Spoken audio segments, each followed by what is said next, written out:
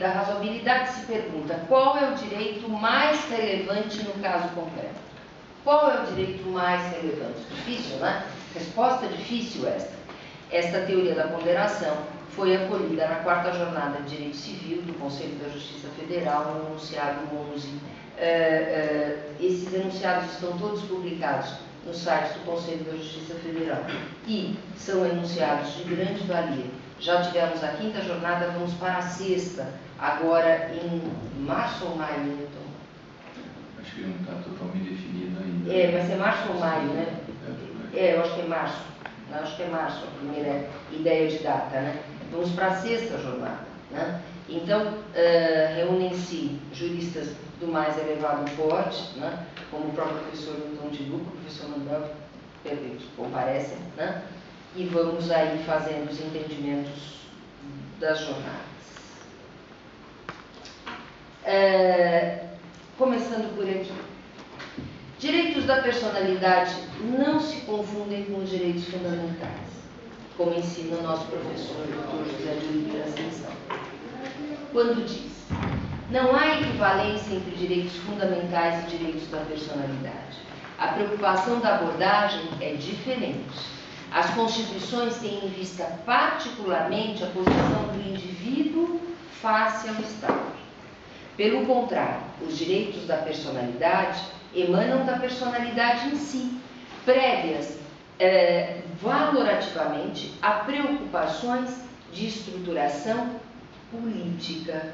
Então, nós temos os direitos da personalidade ali bem distintos dos direitos fundamentais, pelo professor Ascensão, na sua obra Direito Civil, Teoria Geral, dentre outras tantas obras do professor, né? Se fosse citar o professor aqui, passaria o tempo todo citando e não daria conta, né? Porque os direitos da personalidade estão muito presentes na sua obra, né? Nos seus livros, nos seus trabalhos, de grande peso jurídico. Mas é importante essa distinção, porque quando a gente fala em direitos da personalidade, muitas pessoas falam, os direitos fundamentais, né? Fazem como se fossem sinônimos, né? Não são. Os direitos da personalidade, portanto, como ensina o professor Ascensão, são mais importantes que os direitos fundamentais. Porque são prévios, valorativamente, a valorações de estruturação política. Eles são direitos essenciais, inatos e originários. Isto é, transcendem o ordenamento jurídico positivo. Dizem respeito à natureza do ser humano como ser dotado de personalidade. Surgem diretamente da personalidade como um de seus atributos. E ao Estado cabe apenas sancioná-los em nível constitucional ou de legislação ordinária, tutelando-os conforme o tipo de relação jurídica, mas eles existem independentemente do próprio ordenamento jurídico, que é o que diz o professor Ascensão, enquanto os direitos fundamentais levam em conta essa relação entre o indivíduo e o Estado. Pois bem, são direitos extrapatrimoniais intransmissíveis entre aspas, porque, por exemplo, a imagem ela é transmissível. Vamos dizer que a Cicarelli tivesse autorizado a divulgação dessa sua imagem, o Renato Malzone, no YouTube e em outros veículos de comunicação. Haveria uma transmissão da imagem no aspecto patrimonial, mas não no aspecto do direito da personalidade, né? É como o direito autoral. O direito patrimonial do autor é transmissível, porque é o conteúdo patrimonial, né, de proveito econômico.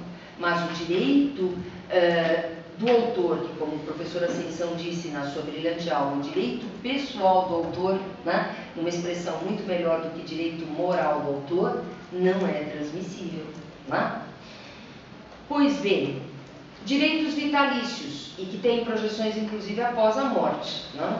Os herdeiros da Cicarelli ou do Renato Malzone, se eles tivessem falecido, afogados no mar de tantas carícias, né, que fizeram um com o outro, eles poderiam ter defendido a memória de ambos, né? Isso é uma brincadeira que obviamente ele está fazendo. Direitos absolutos e oponíveis erga omnes? Essa é uma grande pergunta para o caso, porque a princípio disse, são exercícios e podem ser opostos contra todos. Mas o exercício desses direitos pode sofrer limitação? A partir do momento que Cicarelli e Tato Malzone se colocaram numa praia pública com cenas de sexo, que foi isso que aconteceu, né? Obviamente que eles mesmos fizeram uma limitação voluntária à sua vida privada. Que intimidade pode existir quando se expõem os dois numa praia?